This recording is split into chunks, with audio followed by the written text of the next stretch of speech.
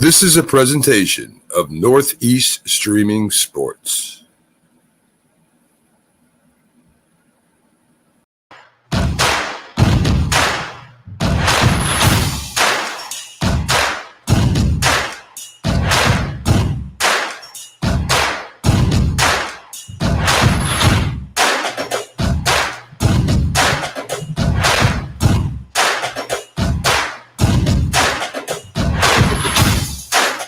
Hey guys, Keith Engel with another TGI Sports Talk College Football Huddle.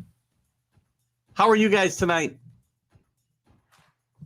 We're live on the Northeast Streaming Sports Network, here on Facebook, we're on YouTube, we're on all the podcast channels you can think of, iTunes, iHeartRadio, pretty much anything you can think of, we are there.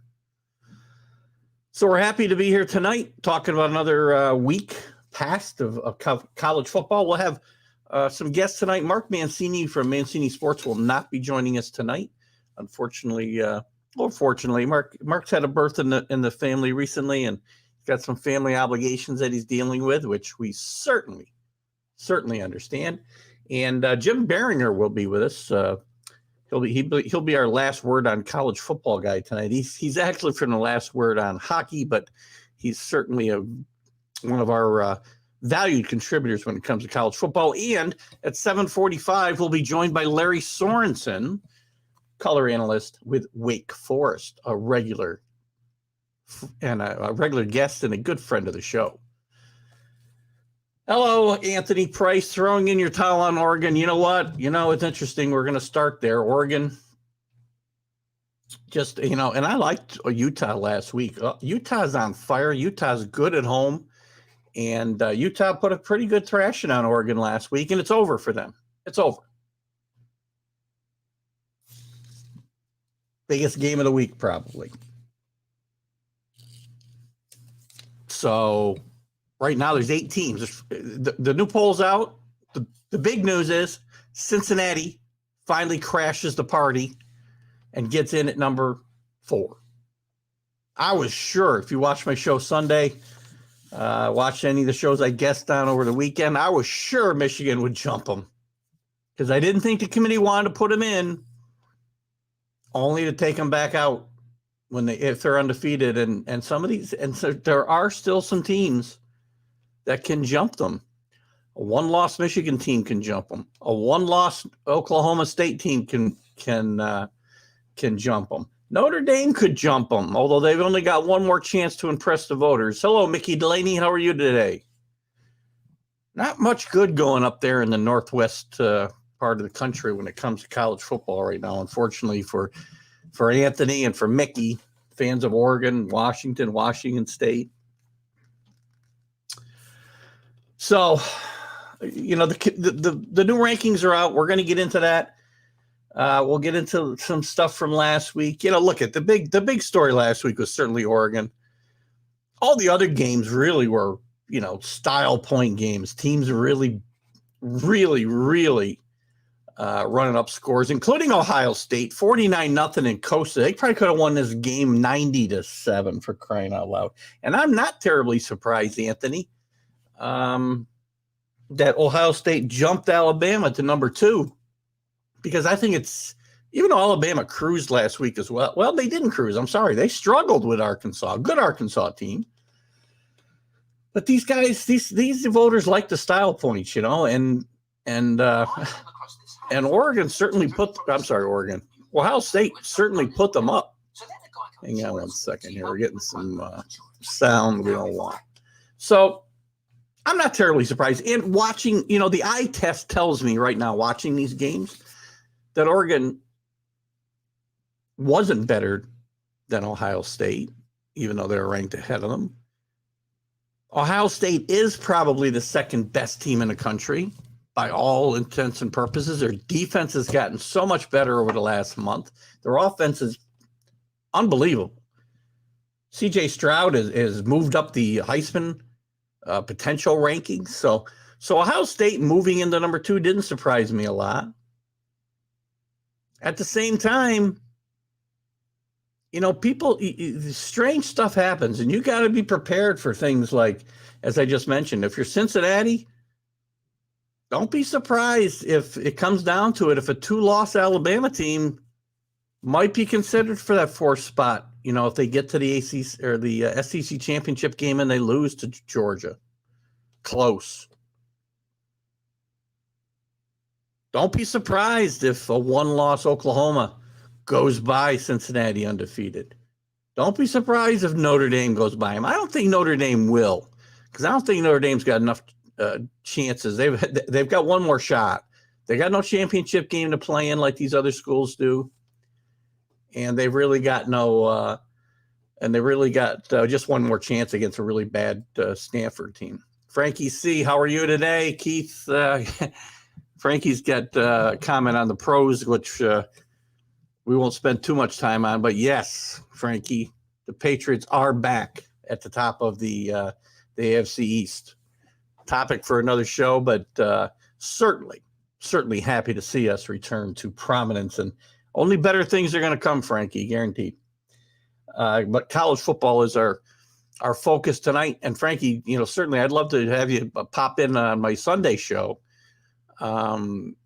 Sunday mornings, 9 to 11. We certainly talk about all the sports. The NFL is very prominent on Sunday mornings, and we do a lot of stuff back and forth with the comments. So I'd love to have you come on and certainly comment, and we'll continue that conversation. So again, things are starting to come into play.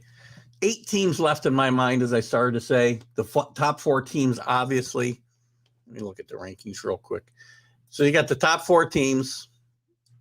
Not a surprise. Georgia remains at the top. Ohio State, I'm not surprised. They jumped 2 spots to the 2nd spot. Alabama slides to 3. Cincinnati in at 4. Michigan very close behind at 5. Notre Dame 6. Oklahoma 7. Both move up 2 spots. You got to watch them. Baylor likely does have no shot at, even though they're at number 8. They've got 2 losses. The only other team that has a shot in my mind, Oklahoma. Let's see what Frankie's got here. Everyone should keep their eye on Cincinnati. They're really good defense. I agree. I've been touting Cincinnati all year, Frankie, all year, and talking about how they've been getting disrespected, and being told they don't play a good enough schedule. Well, you know what? Somebody needs to play them. But Cincinnati's got to be careful. They better take care of business against East Carolina this week, and then they got to take care of business against Houston in the AAC championship game, because there's teams lurking all the way back as far as Oklahoma at 10, because a 1-loss Big 12 champion is going to get a lot of conversation in that committee room when they start talking about this last ranking in a couple of weeks. That's the teams that are left. The 8 and 9 teams, Baylor and Ole Miss, really no shot at getting in. Each has 2 losses, 2 really good football teams, by the way, but really no shot to get in. You got 8 teams still alive. After this week, there'll be no more than 6 still alive. Because Michigan, Oklahoma, well, I would say Michigan, Ohio State will eliminate one of those teams. Hey, Kenny Gifford, how are you tonight? And Mickey Delaney's just telling Frankie to keep his shirt on. We won't get into that byplay tonight. That's the NFL. So anyway, Michigan and Ohio State should take care of one of those teams as far as locking themselves out. Big Ten could still be out altogether, right? If Ohio State or Michigan, whoever wins this game, if they go in and lose the championship game in the Big Ten to either Wisconsin or who else is still alive there? I think somebody else is alive in the West there. You got Wisconsin and Iowa still alive. One of those teams knocks off Ohio State or Michigan. I don't see Michigan having any chance of beating Ohio State this weekend. But if there's an upset in that championship game, Big Ten stays home. That'll keep Cincinnati in play for sure. Pretty much for sure. But you're also going to have Oklahoma and Oklahoma State eliminate one of those teams this weekend. Frankie says if Cincinnati end up facing Alabama in the playoffs and win, then yeah, I will say they can win. But all those Bulldogs are deadly. I agree. You know, Alabama's down this year. Cincinnati's I think Cincinnati can play with Georgia. Do I think they can beat them? No. I'm not so sure about Oklahoma or Ohio State right now. But Cincinnati can play with these teams. They surely can't play worse than Michigan State played against Ohio State last week, right? They certainly can't play worse than, I don't know. Notre Dame's played in semifinals and finals before this year. So, give them a chance. Alabama is down. Definitely down. This is not a classically great Nick Saban team. They lost tons of players to the NFL last year, and you think they can just reload, which they have, because they've got one loss. But Nick Saban doesn't normally go through seasons where he almost loses to a Florida team that just fired their coach, to a Texas A&M team that's out of the running for the conference championship, and almost get beat by a bad LSU team, pushed by Arkansas. That's, this is not your standard. It's not your standard Alabama team. Texas San Antonio is not going to get loved, because of the conference they play in. Anthony, it's a really good football team. Remained undefeated last week in the what are they playing in, the Sun Belt? No, not the Sun Belt. They play in the Conference USA, right? Yeah, I mean, that's going to be the problem. Again, it's the same argument Cincinnati gets, but the AAU is definitely better than Conference USA. There's some good football being played there, but not at an elite level. And you gotta be there year after year. And what a great job, by the way, that the Roadrunners have done there at Texas San Antonio this year. I would say that they're an upcoming program. I mean, all you need to know is that their coach Jeff Traylor has decided to tighten a long-term contract to stay there. When he could have had the Texas Tech job, he would have been in play for the TCU job. All power conference jobs, so he'd have a chance.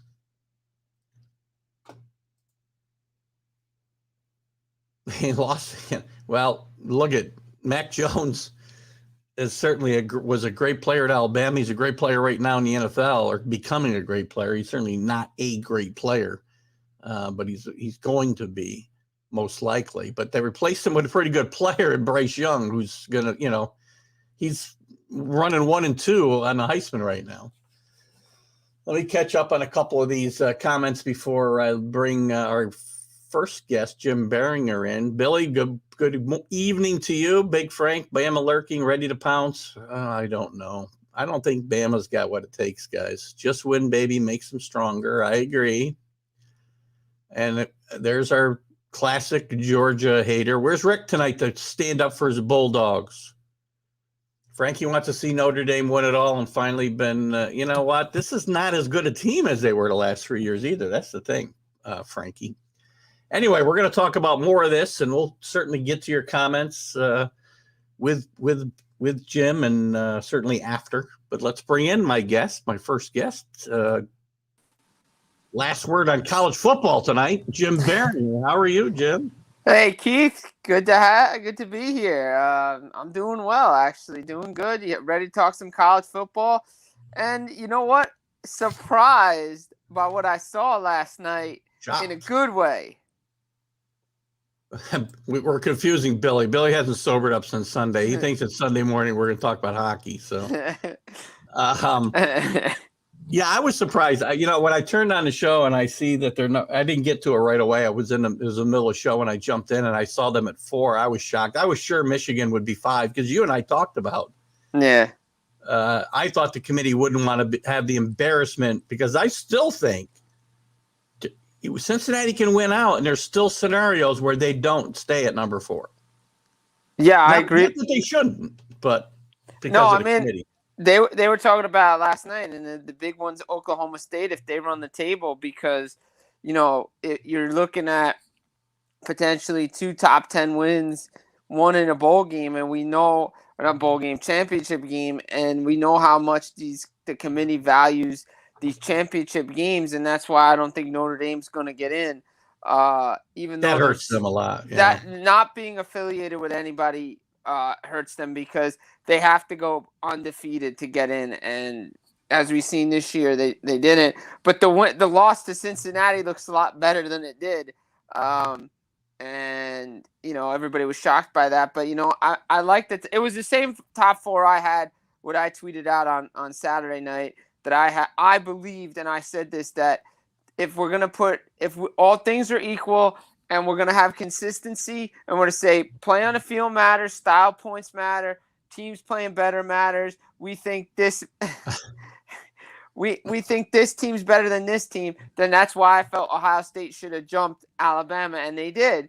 And Cincinnati comes in at 4. Now, we have elimination games this weekend, which makes it fun because Michigan and Ohio State are going to, duke it out here for right to play for the Big Ten title. So that'll be nice. And Oklahoma State and Bedlam. So that's another elimination game. So you're down. You got 8 teams right now that can get in with different scenarios, right? You all the way down to Oklahoma. They got a shot at 12-1. Things got to break right. Much better path for Oklahoma State if they win out. But you're right. 2 teams. They'll be down to 6 teams after this weekend, and assuming Notre Dame wins, right? And Cincinnati wins. Right. Cincinnati's got to win out. They don't get in with 1 loss. It's not happening. No, we know that. They're not getting in with 1 loss. And that's the only path in my mind. Notre Dame's the one team that can't pass. I could see a path to Oklahoma. Well, I can see Oklahoma State jumping everybody, including Cincinnati, if they win out by the committee's thinking. Since Notre Dame can't get in unless Cincinnati loses, then they still got a path. Look, and everybody, everybody talks about Ohio State. Georgia's in regardless. So there's already 1 spot in there regardless because Georgia's in the SEC title game, and if they lose, they're still in because they're not getting kicked out. Well, this is Kenny's Alabama, Notre Dame. There's no way Georgia doesn't get in. This is the only problem here, Kenny, is Georgia. They'd have to lose this weekend to who the heck are they playing? Georgia. They'd have to lose to Georgia Tech, which isn't happening. No, that's not happening. And then lose the championship game in the SEC to have it. And I still think they might be in with 2 losses if that happened myself. I mean, they're not losing to Georgia Tech. No, they're not losing to Georgia Tech. And if Alabama loses, they're out. They're out. They're gone. They're not in the playoff at all.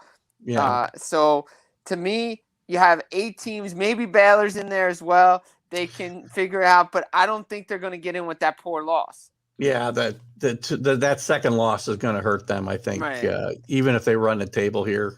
Again, I can see Oklahoma. Things got to really break right, but Oklahoma State, I've been saying for a while, is a team you got to watch coming from the way outside. Yeah. I mean, they were nowhere. I don't know where they're ranking like 60s or something before the year. Yeah. So but they have to do the job in Bedlam this weekend, Saturday. That's going to be a good game. We know Oklahoma's rush defense is not the greatest. So, Oklahoma State's going to try to run the ball there. So, I was surprised, I wasn't really surprised that Iowa State gave Oklahoma a run for their money because, like we said, Oklahoma's rush defense is not that good in the nation. Not one of the best. But I will say Luke Fickell's Cincinnati's defense is one of the best, and they showed up against SMU. But again, we talked about this last week. Big games, Cincinnati shows up. Like the Cincinnati team, we look at Indiana, Notre Dame, SMU. SMU was circled on the calendar before the season was even got underway. They're like, yeah, SMU going to be a good team this year. Look, Eastern Carolina on the road Friday. Luke Fickell saying all the right things. I guarantee you, after they win, when they win Friday, it's going to be all business for Houston in the American Championship game because they will be ready for that game. That's going to be a great game. Frankie's talking about, I think I really think things will play out where the teams that we have right now, if this is the first time all rankings, I thought they've got it exactly right this week, in my mind. and it will stay this way. I think it'll play out that Ohio State will, be number 2. They'll win the Big Ten. I think Alabama will stay in there.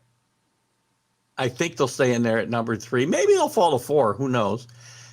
But the wild card is going to be Oklahoma State. It's the only team I can see that's not in there right now that can sneak in without everything going crazy. Right. But think about this. There's still a path for a one-loss Notre Dame team to get in. Yeah, well, no, I agree. That's true. But and it doesn't involve Cincinnati. Well, that brings up Kenny's point where it's always about money. That's why they want Notre Dame in. I agree to a certain point, but they're not going to put him in there unless the bottom falls out in the Big Ten, the bottom falls out in Alabama. Right, exactly. That's what I'm saying. If, say, Alabama wins out, what if Ohio State loses to Wisconsin in the Big Ten title game? I think the Big Ten gets nobody in. That means there's a path for Notre Dame to get in. Yeah, or the Big 12 or the Big 12 champion gets in. Yeah. That's true. That the things they need are Alabama to lose. They need the Big Ten to have nobody go. You're right. Or Cincinnati to lose. They got a couple ways in. They got a couple outs still, but they're small outs because I don't see Ohio State losing the rest of the way. Yeah, and if that happens, then all these guys who have been bashing Cincinnati all year that they can't play with these Power 5 teams will watch Notre Dame get killed in the semifinal again by whoever again by whoever they play, most likely Georgia. Right, exactly. And that would be a and then we see that already. Georgia pounding Notre Dame already. Did they play this year? I don't think they played last year. Last year they played right early in the season, right? Oh no, in the playoff, right? Yeah, right. Yeah. I don't. Again, Kenny's not wrong about the money, but it's not. It is about the money. It's the made for TV playoff, as Denny Cannell would say. It is the made for TV playoff. But to me, I think the team, you want to play it out on the field. And if Cincinnati goes undefeated, they have to be there. Like, I know, you hear Gary Barta talk this week about, we ranked them part of the top group and then we had them some down here. The thing is you've asked them like I told you the other day and said this, the excuses ran out. They ran out of excuses when Oregon lost and got blown out by Utah. Agreed. That was there's been a lot of teams that have been hurt by other teams' performances. Cincinnati gets hurt by Notre Dame again. It's funny how the people will tell. It's funny. I get both sides of the argument. Notre Dame should be in, but Notre Dame's having a down year, so that's why Cincinnati was able to beat them. Well, they're 6 in the ranking. Yeah, I know. And they didn't know Indiana was going to fall on their face this year. That was every prognosticator said that was going to be a good team, looks like it was last year. So yeah, everybody expected Michael Penix Jr. to come back and play like he did last year. And don't forget, you go back to that Notre Dame Cincinnati game. That was a really good game. Late in the fourth quarter, Notre Dame was making a charge until Cincinnati made a big stop on defense and then went down the rest of the field to close the game out. Yeah, this is. I'm pretty sure Anthony's comment about it's not going to happen is geared to this. If after watching Ohio State dismantle the team that Michigan lost to last week, looks so bad right now. I cannot see Michigan being in this game, and Jim Harbaugh may very well not have a job after this game, despite going 10-2. Exactly, despite going 10-2. Yeah, and I want to talk a little about that. The coaching situation a little bit before we get done tonight, but I want to jump from this topic to one that's kind of related, and it's the rest of the bowl season. We forget about there's just still a bunch of New Year's Day bowl games to fill, and 50 other ones to the point where right now, and you had mentioned this topic. I'm glad that you did because I'd actually seen today that with some of the bowl projections. 2 5-win teams at a minimum will be in bowl games this year. How can this is ridiculous. I never understood it. Look, my dad's friend always says, well, they're still good teams even if they're 5-7. I have said this all along.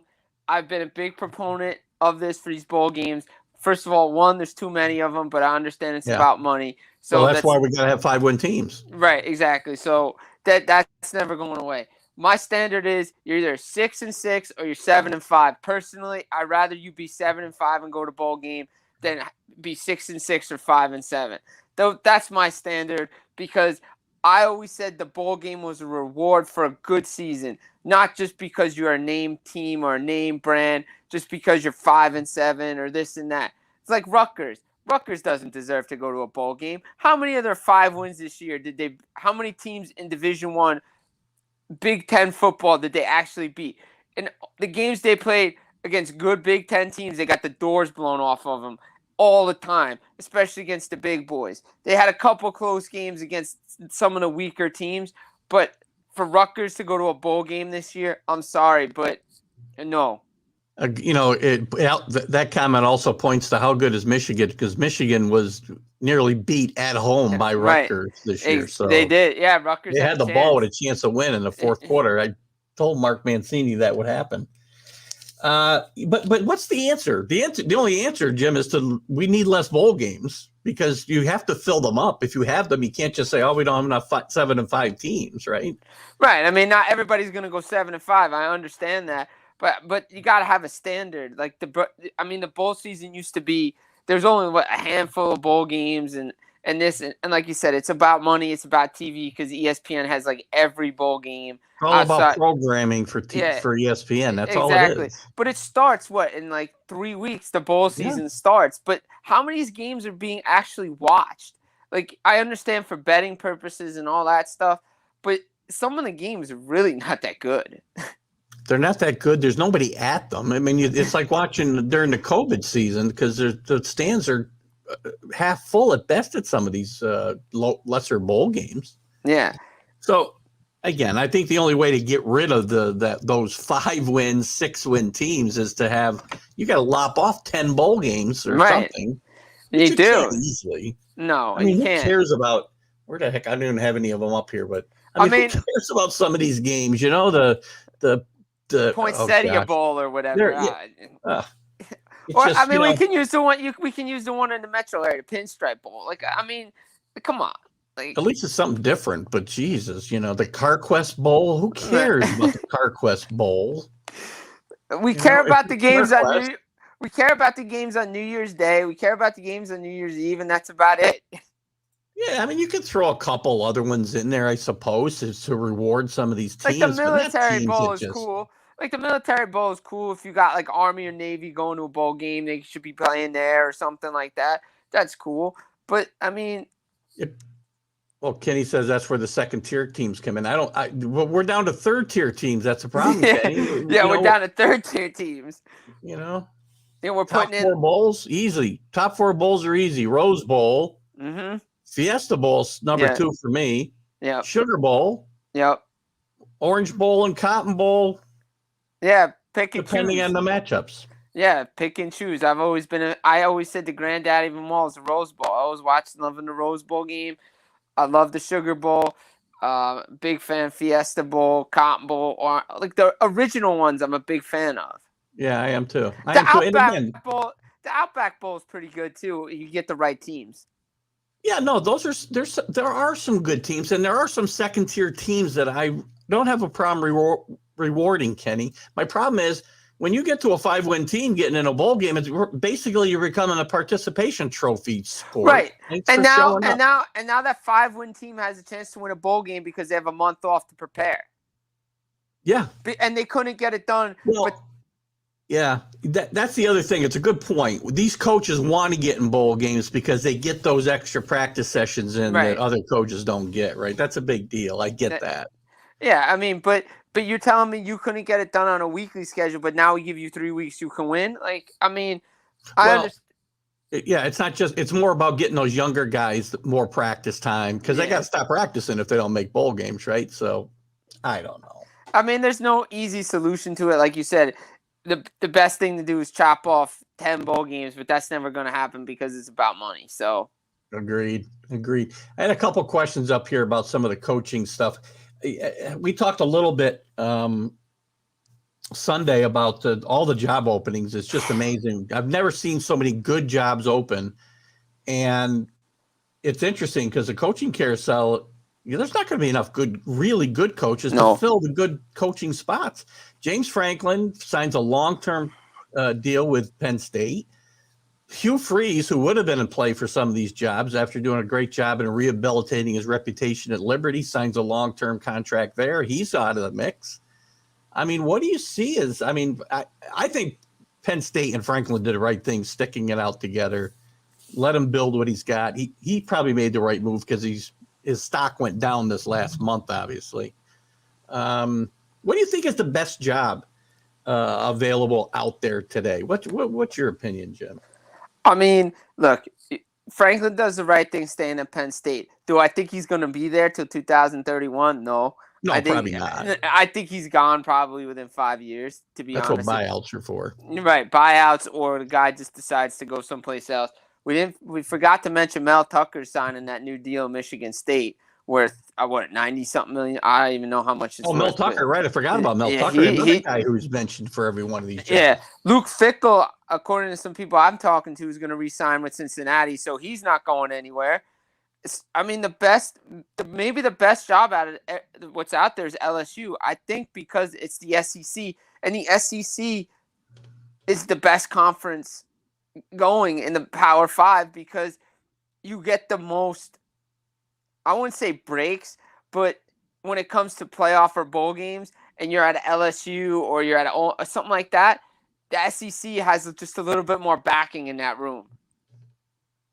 Yeah, well, I agree. A lot more backing in the room. I agree.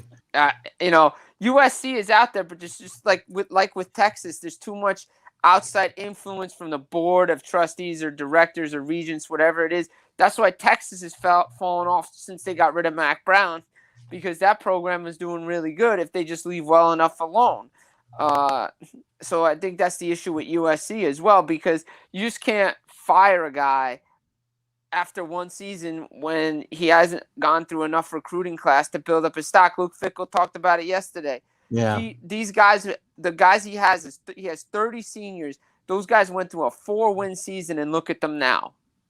You got to give these guys 3-4 years for those recruits to cycle through, right? Yeah, exactly. I think that's the best job, is the LSU job, to be honest. I think so too, for a lot of reasons. Hello, John. John, boy, I get these names. Well, how would you, Delano? John, I wish I could tell me how to pronounce your name. What do you got up here anyway? John's a new name for me, so welcome to the show, John. That's why I want to put up there. Not sure what he's finding baffling. It's the coaching changes. I'm not sure. Oh, I meant to say recognize 5 and 7 teams in bowl games as an extension participation trophy culture for my first sentence. It is baffling. I agree. It's definitely baffling for sure. Look, some of these, when you do these bowl pick'em tournaments or whatever, you're like 5 and 17, but you look at the name, you're like, they have a chance because they got a couple of weeks off to practice. Yeah, Kenny's talking about as far as the opportunities. You will see assistants getting a shot. It may not be young assistants either. There's some really good assistants that have been around a while. They're making a lot of. Here's the other thing, though. These assistants, some of these top assistant coaches are making a lot of money to be the offensive coordinator for Dabo Sweeney at Clemson or Nick Saban in Alabama. Or in Alabama, right? So for the top jobs, they'll go because they're going to get paid $3, $4, $5 million, right? But they won't have the security if they were as an assistant coach. No, they don't. Right, exactly. And if they don't have the name, they're going to get their 2 years, and if they don't produce, they're going to be gone. Right. It's a shame because, I think Sark's fine, to be honest, but Texas is struggling there. Yeah, they're not going to fire him this year. He came into a bad situation with the body count was not good there. No. The quarterback situation was a mess. Yeah, because he'll get at least another year, but he's got to turn it around. Yeah, you can't be losing to Kansas again next year. That's for sure. You cannot. I find the Florida job intriguing. Dan Mullen, obviously, the bottom just fell out on him. He's been a big name for a lot of years, a lot of teams after him. But he just didn't have the recruiting chops that these other guys in the SEC have. And that job is intriguing. And I wonder, either LSU or Florida. If Urban Meyer flames out and just says goodbye to Jacksonville, there's going to be a bidding war for him. Yeah, I wouldn't be surprised if Meyer goes back to his home. I mean, you talked about it last week, full circle. Yeah. Go back to Florida. I mean, look, right now, who really is the dominant recruiting team? You know, the issue with Florida is that. Long. Thank you, John. Go ahead. Sorry, Jim.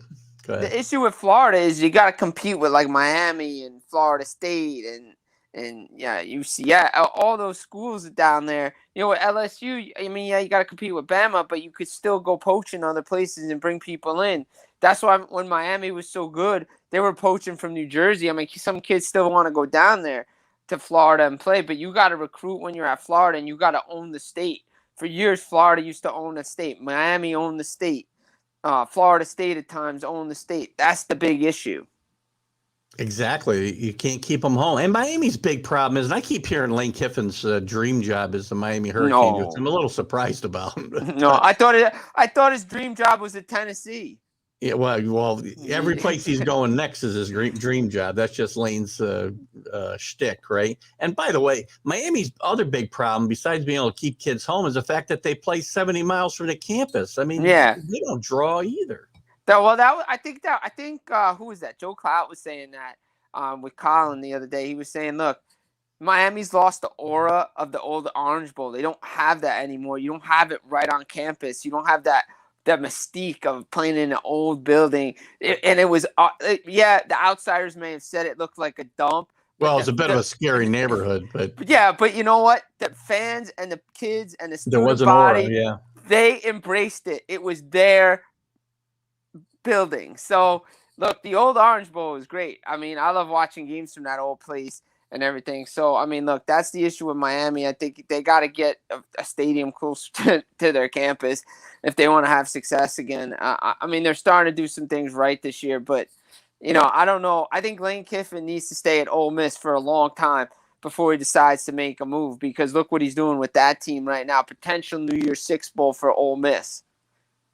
Oh, it's interesting. I'll get back to John DeLon's comment about I didn't read the whole thing. I missed one comment. So we'll go back to that comment, John, after, I promise. I want to stay on the coaching. There's a couple of comments up here about the coaches. Jeff chimes in. He's a Penn State fan. He's not sure yet how he feels about the Franklin extension. Frankie C had said earlier some comments about Franklin, and they need to make a coaching change. We're not going to make a coaching change when they just committed 10 years to him. Yeah. Because if they decide to fire him after a couple, it's going to cost them about $20 million to do it, if not more. Because this money, these coaches don't walk away for free when you fire them. Nope. That's the biggest issue I have with the coaching carousel is, these guys can go to job.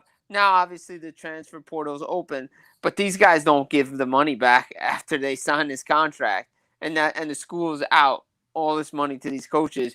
I was a little surprised with 10 years for Franklin.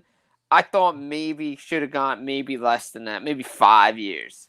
Yeah, and John is, again, John, I will get back to your other comment in a bit. Sark is probably perfectly fine coach. I think he walked into it is a tough situation with the boosters in Texas, and Herman did not leave the cupboard full there either. No. So I think in a couple of years, Sark might get it straightened out, assuming he's given the chance to do so.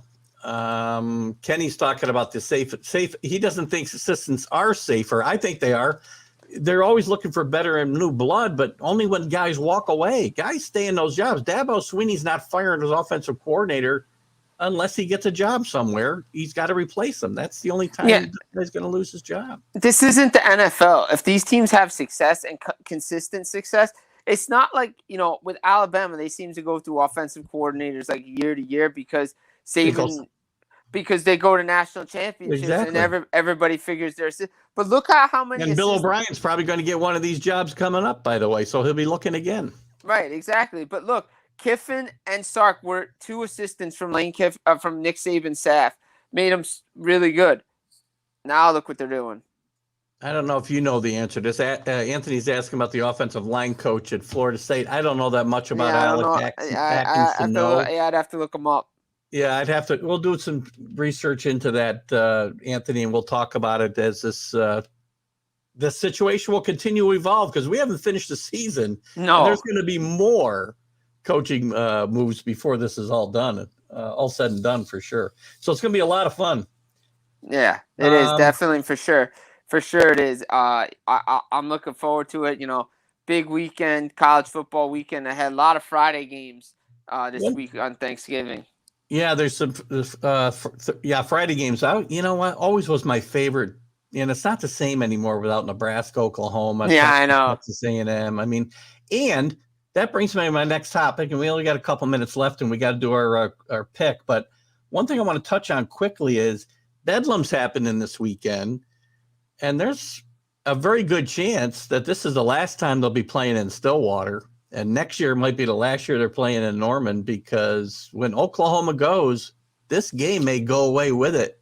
And another tremendous historical rivalry down the drain because of all this realignment.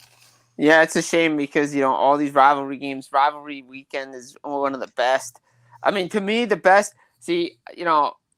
because like Army's so close and everything, to me, the best rivalry game is Army-Navy. Oh, agreed. It's a standalone game on December 11th. It's the best game to me because it doesn't matter what the record is for Navy or Army. These teams will play each other close, except for the years like Navy's really, really good or Army's really, really good. But that's always a fun game. But yeah, it's a shame like these rivalry games, these trophy games are going because, there's so many historic ones. Like a Thursday, we got the Egg Bowl. We got the Civil War game between Oregon and Oregon State, Washington State. We got games. I think Wisconsin's playing somebody this weekend. Minnesota, they're playing, at the Paul Bunyan Axe. So there's so many good rivalry games, and it's a shame they're all going away because of college realignment. Right. I want to get back to John's comment before I let you go, since we were talking about this. So he's thinking, my comment was the 5 and 7 teams is an extension of participation trophy culture, which I do believe. And I don't think playoff expansion is the same type of extension of participation trophy culture, because we're still talking about 12 teams out of 100 and how many? 60? 20 something. I mean, 10. Well, let's just say there's 10 leagues with it's around 150 in FBS, I think, something like that. Whatever. Right. We're talking about adding 8 teams to this mix, and every year there's teams that get left out that will have a chance in a playoff situation. We're not rewarding rewarding a 12-1 team or a 10-2 team, a 10-2 Baylor, or 10-2 Mississippi to get into a playoff chance is not the same as No. Give it a ribbon to a 5 and 7 team. I just can't get on board with that one, John. No, I can't. I can understand where he's coming from. But to me, like the biggest argument for me was if you expand the playoff, like you lose like what we're seeing this weekend, for instance, in the Big 12 or in the Big East with these quasi elimination games for the playoff, because they may not be as meaningful down the line. They're still going to be meaningful because they're rivalry games and you always want to beat a rival. But there's just a little bit more meaning behind them because Michigan has a chance to knock out Ohio State and vice versa. And there's so much on the line in Bedlam this weekend.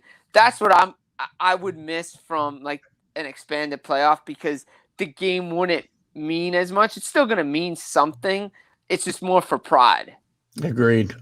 Well, before I let you go, Jim, it's time for that dead solid lock, and don't be surprised if. What do you got for your lock this weekend? All right, lock this weekend. Let's see. Let me pull the schedule up real quick. Let me see what we got.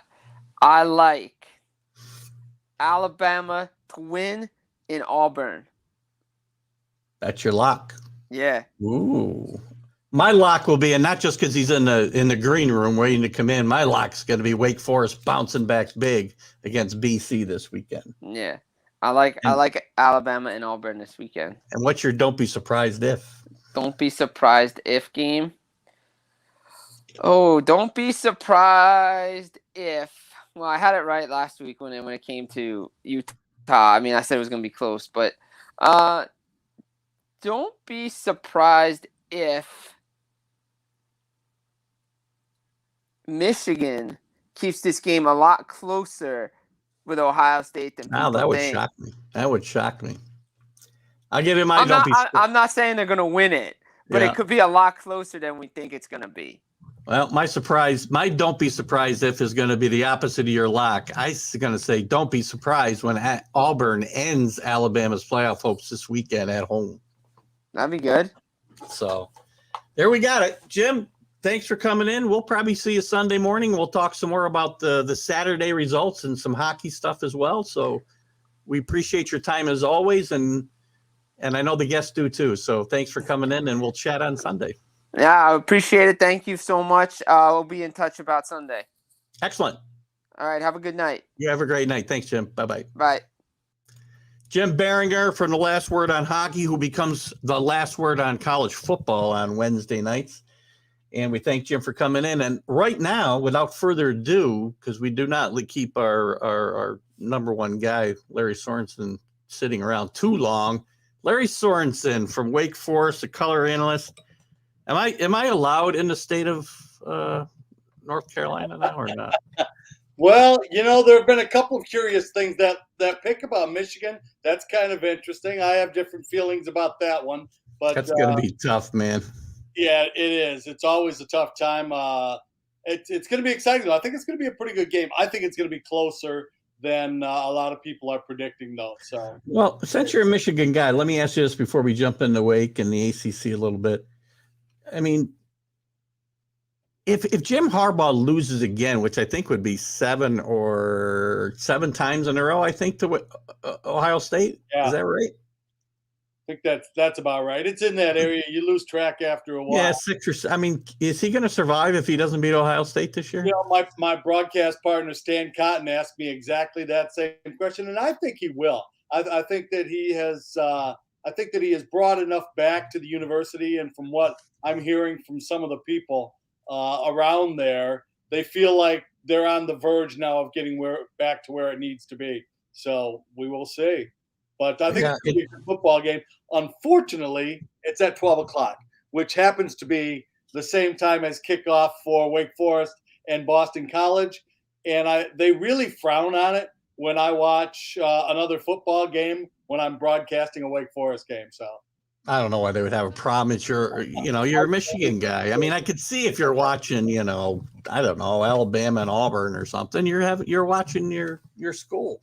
Now, you know what? It's great fun, though, and I kind of disagree also about the point with the playoffs and expanding that, if I caught that right. I just caught the very tail end of it, and I hate to jump in the middle of a conversation. That's okay. I'd like to see him expand the playoffs. I really would. I'd like to see more teams play their way through it. I had a long conversation for my interview for Saturday's game with Dave Cohen, who is the defensive line coach and assistant head coach at Wake Forest.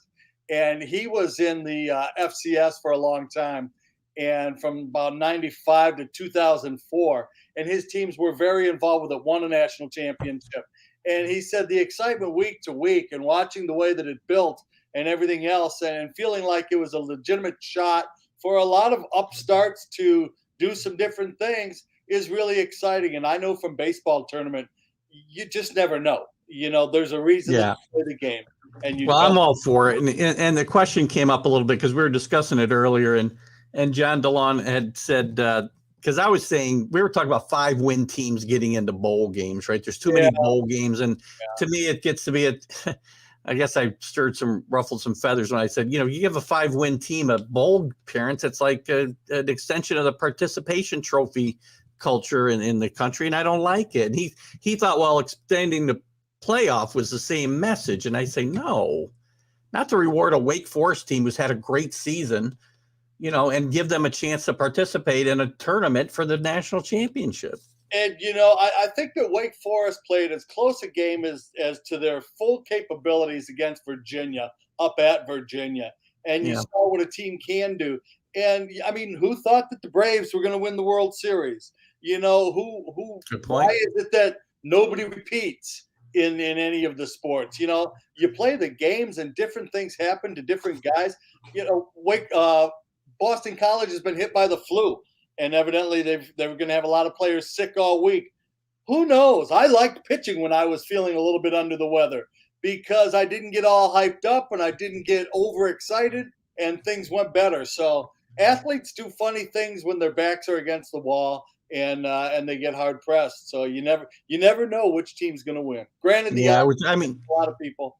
Yeah, and I think Wake caught a bad break, getting Clemson so late in the year. If they got him earlier in the year, it might have been a different story, obviously. But Clemson started to right the ship a little bit. Quite honestly, I think Clemson might be the best football team. And, I know people wouldn't like to hear that down in Winston-Salem, but they might be the best football team in the conference right now for what they do. The thing is if you can get to their quarterback and force him to throw instead of letting him pick his spots, it might be a little bit different. But their offensive line is good. Their defensive line is very, very good. It's a good team. Well, I mean, if I'm not mistaken, if Wake were to stumble and Clemson wins, isn't Clemson going to get the spot in the championship game? Yeah, Clemson will go. So yeah, it'll be interesting, and it's going to be a heck of a game. North Carolina State and North Carolina Friday night. That'll be a heck of a football game too. This league's gotten a lot. I think this league's gotten better as the season's gone on, as Clemson's kind of righted the ship, and you see North Carolina, come along a little bit.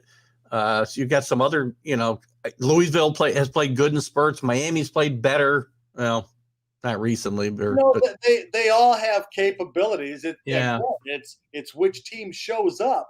And I think that this year, Dave Clawson said before the season started that this is going to be one of the most interesting college football seasons that we've had in a long, long time. And I think he was spot on. I think it's been a lot of fun because I love when it's not the big four and then everybody else, and what happens to everybody else is irrelevant. And I think that there have been great games. There have been great plays. Yeah. There has been an awful, older players doing more experienced things. I interviewed a kid from Wake Forest the other day. He's 19 years old. He's going to be 20 years old in about 3 weeks. And he was playing against a guy that's going to be a number 1 draft pick in the NFL next year, a first-round draft pick. And that doesn't happen every year. So it's been a fun season. It really has. What do you and just to John Delana, we'll finish this debate about the playoffs after I let Larry go. I don't want him to be involved in our little back and forth, but we'll debate this a little bit for the last 20 minutes of the show or whatever. So stick around. So one of the things I wanted to chat about, a couple of things I wanted to chat about. So the whole player portal, the transfer portal. I couldn't get my words together. The transfer portal. Do you think this is really good for football, or do you think it hurts? I mean, look, coaches can be free to go. I don't know why kids can't be, but I don't know if it's too wide open. What are your thoughts on that? I like it from that standpoint, that if the coach can leave on people that he promised he was going to be there for at almost any time. I was talking about that at practice today with a guy that a former coach, and said, coaching's not a bad gig. You sign a 7-year deal, you get 3 years to rebuild, you have 2 good years, you get your contract extended and rewritten, you have 2 more good years, you get rewritten again so that you can stay, or you go to a new school so they can do it over, and if you leave, you get a big bonus. Yeah, there's a lot of pluses to that. So even if you fail after the first 2 years, you're going to get a big buyout to go away, right? So it's really a pretty good deal that they've got going. I'm not crazy about the transfer portal. I'm really not, and I'll tell you why. The Wake Forest baseball team this year has 19 new players coming in. 7 of them are transfers. Well, that means there's 7 spots that have to be changed and everything else. Same with Michigan State in football. With 20 new transfers, it means there were 20 guys that thought that they were going to have their education paid for 4 or 5 years that all of a sudden might get bumped, and it's mixing the stories just a little bit since baseball doesn't have as many scholarships. But I'm not a huge fan of it, but I do appreciate the fact that players have some freedom to make some movement if they're stuck behind another guy. Well, not that the Wake needs much more offensive power, but just imagine what that team would be with Kenneth Walker in that backfield. And right? actually, they could use Kenneth Walker. They're pretty beat up in the backfield right now. Donovan Green, who was supposed to be the premier receiver for Wake Forest this season with Ja'Cory Roberson, was out before the season ever started, missed the whole season. And also the starting right tackle was out before the season started. So add those 3 guys to that offense, your starting right tackle, your starting premier receiver, and the guy that is in the running for the Heisman Trophy. That's a pretty good group. That's a testament, to be able to survive those things to the coaching staff and the players who stepped up to replace them too. So again, we talked about it last week. Wake, just because, the record is, now 2 losses, now undefeated, doesn't mean this is you guys go. I guarantee before the season, if somebody said, listen, you're probably going to have a very good chance to go to the ACC championship game and play for a chance to play in the Fiesta Bowl, you'd be pretty happy with those odds, right? Schools never won 10 games. There you go. They win Friday night. They win Saturday afternoon. They've got 10 wins for the first time in school history, which I think you would have to say is a pretty successful season. So looking at that game Saturday, so BC's a little banged up, you said, because some situations going on there? Flu run through, and last I saw, 15 players have been pretty – now, they never tell you exactly which 15. It might be numbers 110 through 125. It also might be sprinkled in with starters, and who knows how far it's going to go for the rest of the week. But that's one thing. I think Wake Forest catches a break being at BC this year after Thanksgiving, because the students will all be gone. Crowd attendance probably down. They played at Clemson last week, so they got that big game feeling a little bit out of the way, just a touch. And I think that the schedule helps them that way. Playing at noon, people haven't had a chance to tailgate all day. And you would anticipate kind of a subdued crowd, which I think works in Wake's favor a little bit. Yeah, I would like to see them win this game and set up that playoff game against or championship game against Pittsburgh will be a lot of fun if we can get it there. That's going to be a shootout between 2 of the best quarterbacks in the country. And I mean, I don't want to look ahead, but because obviously I don't want to become a jinx. I was just a good luck charm here a few weeks ago. Jinx in a hurry. See, isn't that the way sports can go? I'm not even sure that I'm allowed to be broadcasting. Week, right? My wearables, I think, were halfway here, and they turned them around and they took them back. I think that's what happened. Back to your point about Pickett and Hartman in a ACC championship, I think it'd be fascinating to watch. I think it'd be exciting as heck, and aerial display and a lot of fun. Wake Forest had a bad game against Clemson, really, and they scored more points against their defense. They'd been averaging 15 points a game yielded, Clemson had, and Wake scored 27. So even on an off day, they still had a pretty potent offense, and they were 8 points below. It was the first time all year, held under 35, had been averaging 44, only scored 27. So a championship game between those two teams would be a lot of fun. Well, I hope we get there in 2 weeks from now. That's for sure. Let me touch on this, and we've talked about this a little bit in some other weeks. I mean, the coaching carousel is it's amazing. I can't believe the number of really good jobs that have opened up, and the season hasn't even ended yet. I don't remember this many good jobs being open. And we talked a little bit about Dave Clawson last week and whether his name is starting to crop up more and more in what I read. And Virginia Tech is the latest one that I heard. I don't know whether that doesn't feel like maybe 10 years ago, that would have been a big upstep for Dave Clawson. I don't know if that's not more of a lateral move now, though.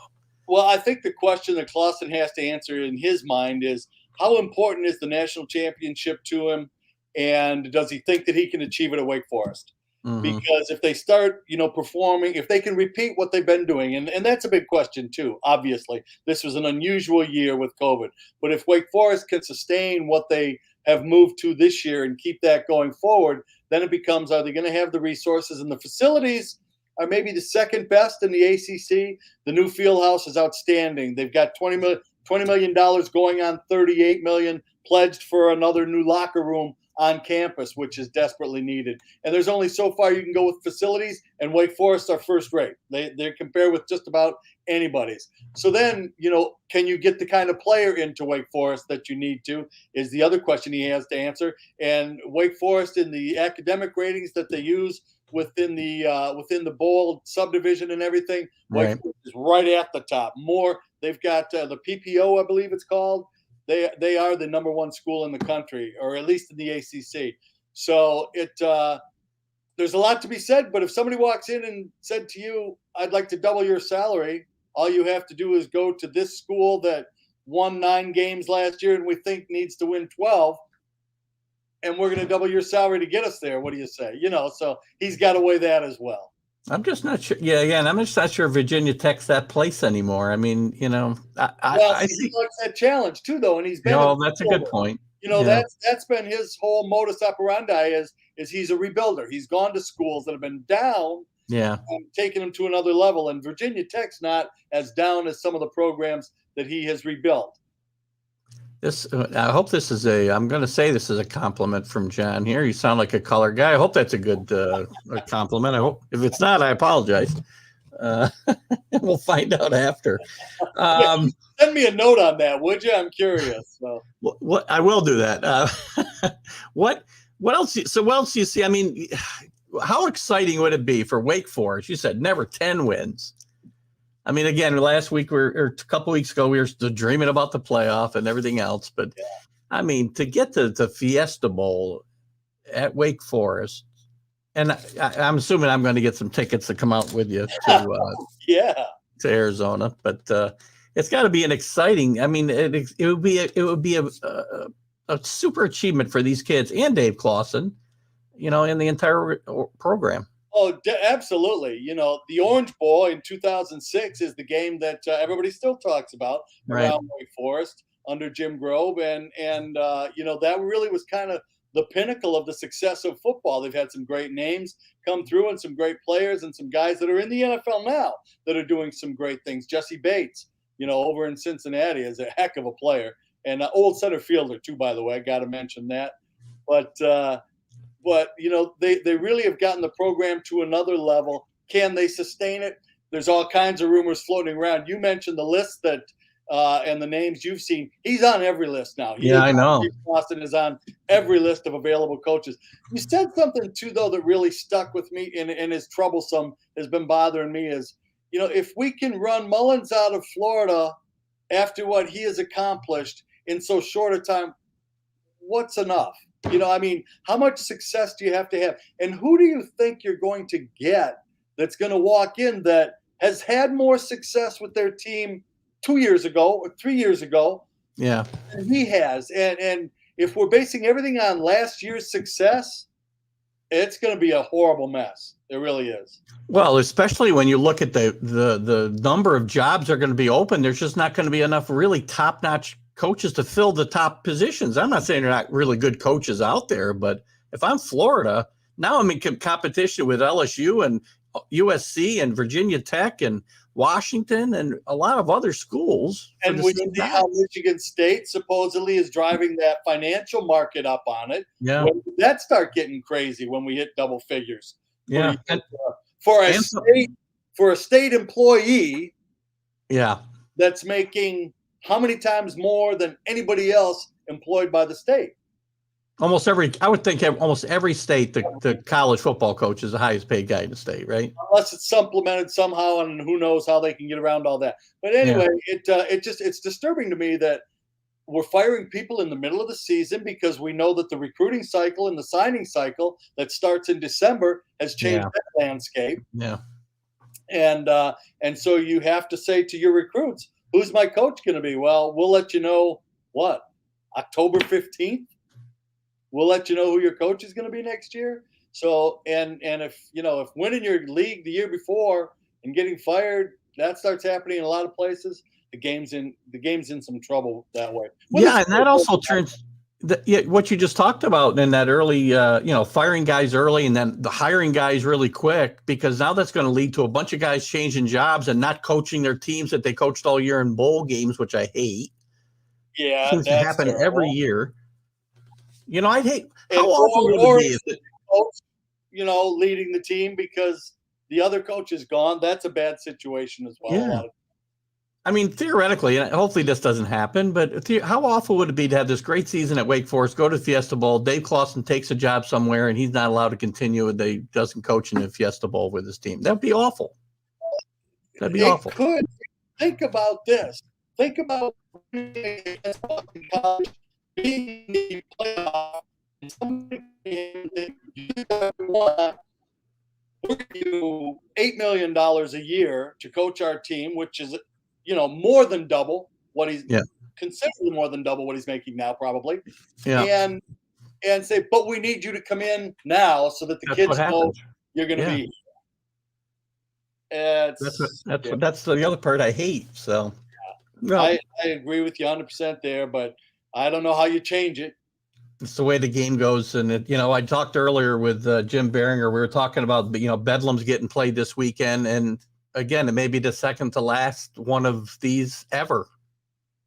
And it's again indicative of the way the game is gone. And I hate seeing these games go away. Yeah, it's a confusing situation, but our world's been confusing for a little while. I do know that the NCAA is probably on hold on your telephone right now, waiting for you to fix it, right? Well, I doubt that very much because last time I brought up my ideas for playoff, I had a guy threaten to sue me because I stole his idea, which only like 5 billion other people have talked about on the planet for a 16-team playoff. I don't know, Larry. Listen, go ahead. It's interesting to me that we can have, I understand the concern for the student athletes health-wise. Even more so to me than academically, I think is health-wise. Because I look at these guys every day. I look at them at practice and watch them walk in and walk out. And then I watch them in a game on Saturday and say, where'd that come from? And you worry about their health. The argument about the academics when we're doing it at other levels, I'm not sure I buy that entirely. People have been figuring out how to do that for a pretty long time at some pretty good academic schools that don't play in the same division. That's a very good point. Very good point. Listen, before I let you go, do you have any? Are you willing to give us a thought on the top four in the rankings? I think they finally got them exactly right this week. Any thoughts from your end, or are you reserving? Yeah, I think Cincinnati deserves to be in there. I was surprised that Michigan was fifth. I thought Notre Dame would be fifth. And I was a little bit surprised that Michigan was there. I think somebody up above in that top four is going to stumble. And I think Michigan's – and this is school feelings aside. Yeah. If Michigan beats Ohio State, I think that they'll be in the playoffs. Because I think I would have to say you're right. I'm not sure that's going to happen, though. But no, I'm not either. I'm not either. But you look I'm a little surprised, though, Michigan wasn't – I would have thought Michigan before. I really thought they were going to leapfrog Cincinnati this week because I didn't think they'd want to get Cincinnati in there and risk dropping them later. You know what? I think it's almost becoming a point of, we can really create more excitement by putting Cincinnati in there. That media cycle has swung some, and let's not kid ourselves. A lot of it is shaped by the media and public perception and what the public wants. So. Well, that's what it is, and a lot of my the comments tonight earlier too were about it's a money league. It's all about the money, and if they find a way to get like Notre Dame in, they'll do it. Over Cincinnati, unfortunately. But so anyway, Larry, I gotta wish you guys luck this week in BC because now you're my lock this week. I heard that. What, have you lost your mind? Well, I saw you pop in, and I had to come up with something on the fly. Okay. No, I really do think that this team will bounce back this week, and I think you'll be playing that Pittsburgh team, and it's going to be a lot of fun. I can't wait to talk to you about that game. It would be a shootout, no question about it. It would be a shootout, and it would be a lot of fun to watch. I really believe it'd be a lot of fun to watch. Good Boston College team, though. They're always a good club, always very physical, and I like what he's done up there with the attitude of that group. They're a fun team to watch as well. Yeah, I had a friend of mine's son who played offensive line there, went to the Bears. I played with Matt Ryan actually at BC, and it's a great environment up there, and it's a lot of fun. So, it is. Yeah. It's New England college, it's a lot of fun. It's a lot of fun. Well, Larry, thank you again as always for coming in. I got to go probably debate back and forth here a little bit, and some of these things have been coming in while you've been here, and we'll wish you luck this week. Let me know if sounding like a color analyst is. No, you're good. You're good. I believe he said he's saying you sound officially like a color commentator. Like I didn't make you up. Well, that's good because most people say I'm a baseball guy and I shouldn't be doing football. So. Well, I would never say that because your football, but you also manage to get your baseball references in every week on the show too. So that's good. I do in baseball. I get the football references in. So. You got to be able to work on the fly there. I like that, Larry. All right, thanks. All right. Good luck this week. We'll see you maybe next week, hopefully. Sounds good. Thanks again. Bye-bye. The great Lary Sorensen, tremendous friend of the show. And good luck to those Wake Forest Demon Deacons this weekend. Get them to the ACC championship game against the Pittsburgh Panthers and a chance to go to the Fiesta Bowl. It'll be a lot of fun. Let's get into some of your comments, John. Oh, gosh. I don't know where to start here. Let's see.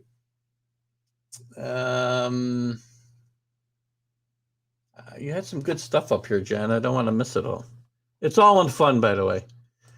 So John's not a fan of Harbaugh, but who the hell's in Michigan you going to get that's better than Harbaugh? Well, especially now after what I just said, right?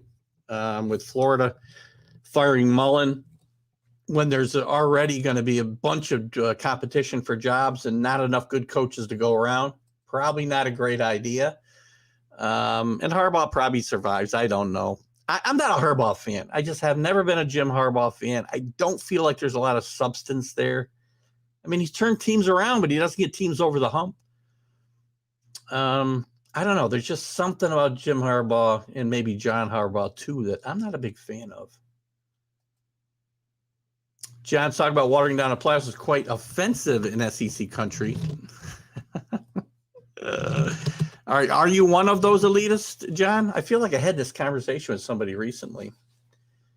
Who's your team, John? I don't know. We've gotten to that point yet. I'd love to know it. I don't think it's watering down the playoffs. You know, the SEC elitists will be happy when if we're staying at 4 teams and 4 of those teams are from the SEC, I guess, as they keep building their super conference. I would love to know who your team is, though. Penalize the transfer players a year of eligibility. Well, that's what they used to do. You used to have to sit out a year.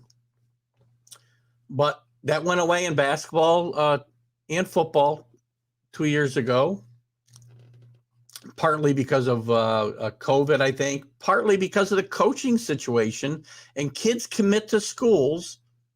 And again, I don't want it wide open, to be honest with you. I kind of agree with Larry. Within certain situations, if you commit to a school and you haven't even gotten there yet and your coach has gone off to some other job to make more money, well, then you ought to be able to get out of there and move, in my mind. So I don't like the wide open portal, but I don't like some of the restrictions of the old system either. That's your other one. There's Rick. We got that one. Cincinnati in the top 4. Boo, another Cincy hater. You are an SEC guy. I'll bet you anything, John. I got to get down here. What's wrong with Cincinnati? Cincinnati has been one of the better teams in the country. In my mind, top 6 teams in the country the last 3 years. Top 10, anyway. Why doesn't this team deserve a shot? Veteran team, veteran quarterback. They play big in big games. They play down to the competition a little bit. I actually have a theory on why that might be. Didn't come up with it on my own. But I don't know why Cincinnati shouldn't get a shot. Unless there's, if there's 6 other 6-0 teams, and I understand the SEC's beating each other up. I get it. But win. Or expand it. Again, expand it, John. Give these Cincinnati's and Cinderella a chance to win once in a while. Look at the NCAA basketball tournament. How much fun is that first weekend? Come on. Yeah, Nagy's not going to be he's not going to be getting one of these big college jobs, Rick. Good call, though. He's probably already fired from what I was reading before I came on the show. Josh is back at the O-line coach at BC. Did he? He was at another school in Mass, I think, like Division II. I'm not sure, but he's at BC now. That's awesome. Josh, we're talking about Josh Beekman. I'm not sure how many of you guys will recognize the name. He played offensive line at BC back in the early 2000s, mid 2000s. Time is not my friend. I'm going to say early 2000s. Played in front of the great Matt Ryan. Great player. Played with the Bears for a few years as well. John's team is LSU, so I knew it. I knew you had to be one of those elitists, John. Doesn't make you a bad guy. So I got a question for you before you go away. What time we got? 8:14. We're good. Is Ed Orgeron? Did Ed Orgeron just catch lightning in a bottle? Is he the luckiest coach in the history of NCAA football? Or is he a good coach and is he getting a bum rush right now? What are your thoughts on the situation, the coaching situation there?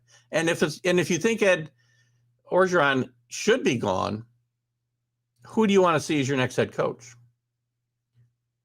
Carlos is not Carlos is looking to change jobs. Don't forget, Carlos and I are going to start doing some debating, Rick. That's too bad you're not available on Fridays. It's going to be awesome to do some shows with Carlos. We're going to have some fun. I can tell you right now.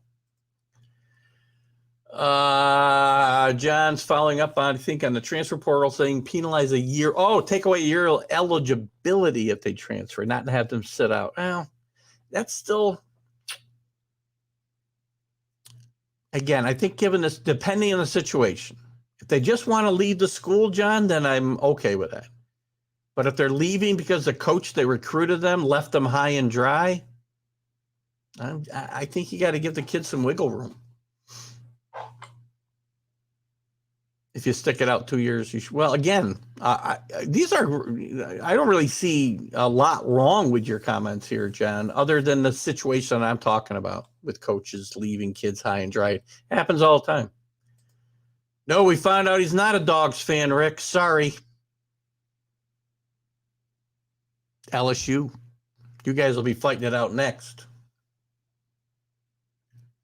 Here comes John. We got some good ones coming up here now. Let me get to your Cincinnati. I see you got your Ed Orgeron. Cincinnati barely scrapes out wins over mediocre and bad GF teams. All right. How'd they play against the Georgia Bulldogs last year in the bowl game John? How'd they do at Notre Dame this year, who's ranked, I believe, 6th in the coaches poll? How'd they do there? They play up to their competition. One of the reasons that they play these close games with some of these more mediocre teams, this is just my opinion. Might sound like an excuse, but it's my opinion. And I have developed this opinion by reading a couple articles that kind of allude to the same thing. So I didn't make this up all on my own, I promise. I'm not going to steal somebody else's stuff, but I agree with this thought. They don't have the depth Alabama, LSU. LSU, by the way, I'd be happy to see Cincinnati play LSU anywhere this year. Most years they won't beat these teams, but don't tell me they can't be competitive, because they can. And one of the reasons they play down to their competition is because they don't go as deep as Alabama or LSU or Georgia. And when they play the teams that are not at the top of their schedule, they've got to give these guys a breather, some of their offensive linemen, defensive linemen, and they don't have the guys to put in there that can just, run roughshod over guys. They don't have that type of depth, and they never will. So I think that's one of the reasons they play down. But at the end of the day, you win the games. How about some of your? By the way, how about some of your elitist friends, elitist teams in the SEC? Schedule Cincinnati, schedule Houston, schedule SMU. I don't see you doing it. Schedule Texas San Antonio. Won't happen, right? Tell me why it won't happen. Edo was went over his head for sure and got lucky in both. Yeah, Burrow and Brady for sure. Is that the Cajun spelling of Burrow? Sorry, ADD's kicking in on my mic here, or me staring at my mic. Yeah, Joe Brady, definitely he fell into it with Joe Brady and Burrow for sure. And again, John, if I'm not mistaken, the fans, when they hired Ed Orgeron, did not want him anyway. There was all kinds of outcry when they gave him the full-time job after him being in the interim for a while. When that bad Hatter got fired, he was the interim, right? Little known story. I love these. What we got? LSU safeties coach Bill Bush is friends with Joe Burrow. Joe Burrow's dad is the only reason. Got a chance to make the recruiting pitch to Joe Burrow. That's interesting. He came from Ohio State too, right? I believe he was one of the transfers that we're talking about. UGA is playing half-hearted in the ball. I know. I keep hearing the same thing. They don't care. They're playing half-hearted. It's always the same thing. So how about giving Cincinnati a chance to play a real game against these teams and then prove me wrong by beating them 50-3? Cincinnati gets boat race in that bowl game last year. If the world is full of ifs, right? I mean, let me change my banner because Larry's gone. Let's just put this one back up. Back to your comments. By the way, I love this back and forth, John. Don't get offended. This goes on the show all the time. If I don't agree, I'm going to tell you I'm not right all the time. I'm right only part of the time. Not even part of the time. I don't know. But you play to win. You play to win the game. Always got to get a Herm Edwards. Mark's not here, so Mark Mancini's not here, so we got the Herm Edwards obligatory. That's the French Cajun spelling. Awesome, cool. I love that part of the country, by the way. I love New Orleans. And by the way, SEC is a great league. You know, I kid about the elitist. I'm not sure, John, whether... I'm not sure whether your comment was sarcastic or not, or whether you think that you should be elite. Maybe you should. It's a great league. Best league in the country, by far. Deepest league in the country. You know, but your team's got to stop playing, you know, South Charlton, Tennessee State's Little Sisters of the Poor in week 12.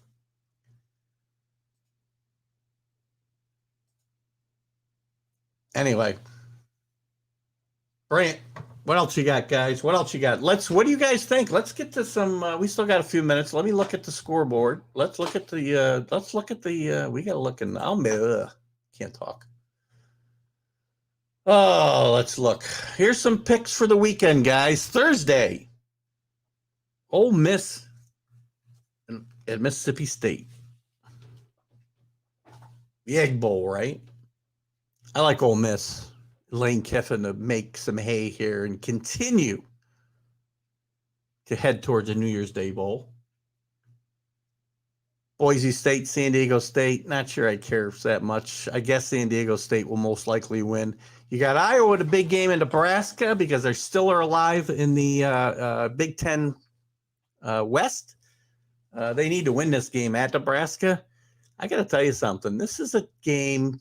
And by the way, how does Scott Frost keep his job? Another guy who ticks me off. I'll grab your comment there in a second, John. Another guy who ticks me off by letting half his staff go just to keep his job. Same thing with Aaron Boone, as I said before. I think Nebraska's going to keep this game close and maybe surprise some people. Iowa's been they've lost some bad games in some big spots, and this is a big spot for them to be able to get to that championship game. Again, that Big Ten championship game could throw this whole playoff into disarray. Because if Ohio State or Michigan doesn't win it, things are going to get very strange. Let me go through a couple of these other games, and I'll come back to your guys' comments here. 8:23, we got some time. Cincinnati, look at again, they'll probably not beat this team by 30, but if they do, I want to stop hearing all the crying. Cincinnati at East Carolina, getting ready for Houston next week. Cincinnati can't afford any slip-ups. We know that. Don't really care about Arkansas, Missouri. Utah should beat up on a really bad Oklahoma, Colorado team. These games are all Friday, by the way. Good schedule game Friday. NC State and North Carolina, I think NC State will beat North Carolina. Notre Dame, but its last chance to impress the voters, plays at Stanford. Stanford's bad. I would look for Notre Dame to roll again, as they need to put up the style points, as we talked about. Put your comments up, guys. I'll get to them. Georgia will not falter I think somebody had them. I think it was Kenny earlier. Georgia Tech is not going to even give Georgia a sniff this week. Ohio State, I think, will roll big over Michigan. Some people have said they'll keep it close. Jim Biringer thinks they'll keep it close. Kenny picked them to win. I think it's a blowout. Not of last week's proportion, maybe against Michigan State, but close. I think Baylor will beat Texas Tech. I think Wake Forest will beat Boston College, as I said. No way UConn even comes close to Houston. Texas San Antonio will stay undefeated against North Texas. I like Auburn to beat Alabama and end their playoff chances this weekend. Oregon will bounce back with a win over Oregon State. Michigan State, Penn State, it's just a who cares game. You know, they're all good. They're both going to go to a mid-level bowl game, and who cares? Wisconsin, Minnesota, big game again in that that Western division of the Big Ten. Wisconsin, tough game. They're on a roll, man. They've won like 7 in a row, I think, if I'm not mistaken. And Minnesota, very up and down. So this is a toss-up game, and I'm going to take Minnesota to upset Wisconsin. LSU, John DeLonge's team against Texas A&M. And this is very likely at Orgeron's last game. Well, they're going to be bowl eligible with a win here. Well, maybe that's why you want to be able to get in a bowl game, John, at 5-7. You do get that extra practice time. I'm going to take LSU to beat Texas A&M here. And I'm going to take Oklahoma State to beat Oklahoma and set up a rematch next week. And Oklahoma State, guys, still alive to get into that Final Four matchup. Syracuse and Pittsburgh. I think Pittsburgh will roll at Syracuse. The big issue here is they don't need the game. They've got the ACC title game locked up, and got to be careful. Don't let down. Syracuse can surprise. Clemson at South Carolina. South Carolina surprising some people. Shane Beamer doing a great job there in his first year.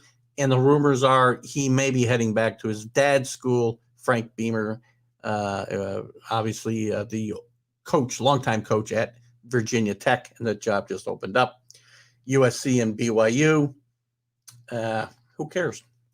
USC will not win. BYU will beat that team. What do we got going on with the military schools, Rick? We always pick the military school games. Hold on, let's pick first. We pick up the American, look for Navy. Who's Navy got? Navy plays Temple. I'm going to pick Navy this week. I think Navy's going to get a win as they get ready for the Army game. Where's Army this week? Where's the Independence? Army's got Liberty. This is a great game. Just a great matchup of styles. I'm going to take Liberty to beat Army. I hate to pick against the Army's, the military schools, but this is going to be a close game, and I think Liberty's probably going to find a way to win it. And then lastly, we've got Air Force, who is probably the best military academy school this year. They've got UNLV, easy win for Air Force. So we'll go a few minutes long here. It's Thanksgiving tomorrow. Happy Thanksgiving to everybody, by the way. John, what do you got? The biggest problem for the SEC teams playing teams like Cincinnati is Cincinnati often wants home and home. Okay. The truth is, it just doesn't make sense from a financial perspective to give Cincinnati home and home. I guarantee you Cincinnati will go and play LSU and LSU one time. They did it to Indiana. They did it with Indiana. They did it with Notre Dame. They didn't get a home game coming back. I don't disagree with your comment again. A lot of these teams want that. And some of these schools should give it up too, by the way. Nebraska's always right there. I mean, they're staying in games, but they aren't winning them. They got 3 wins. Again, I'm having trouble. I like Scott Frost, and now I got trouble with him because of his he's a perfectly fine coach, but he can't get the linemen he needs to win in Nebraska. It's funny. They used to find plenty of linemen in Nebraska, right? It was like lineman U. Those kids coming out. They can't keep them in the state now. And I'm not a fan of Scott Frost just because you throw your, you know what? You can't throw your coaches under the bus to keep your job.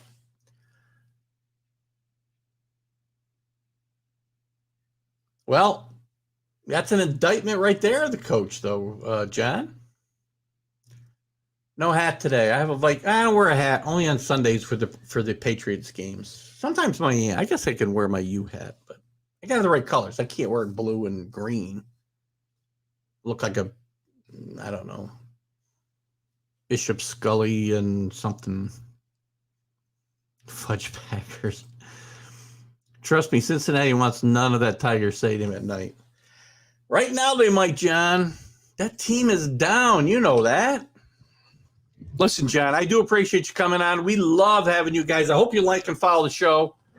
Go to TGI Sports Talk, please. Like, follow the show, share it with your friends. We have a lot of fun tonight. Tonight we've done obviously our college football huddle. We tried to get some guests on and do your comments. Fridays we do a show. Sometimes it's interviews, and now it'll be sometimes a debate show with one Carlos Chavez.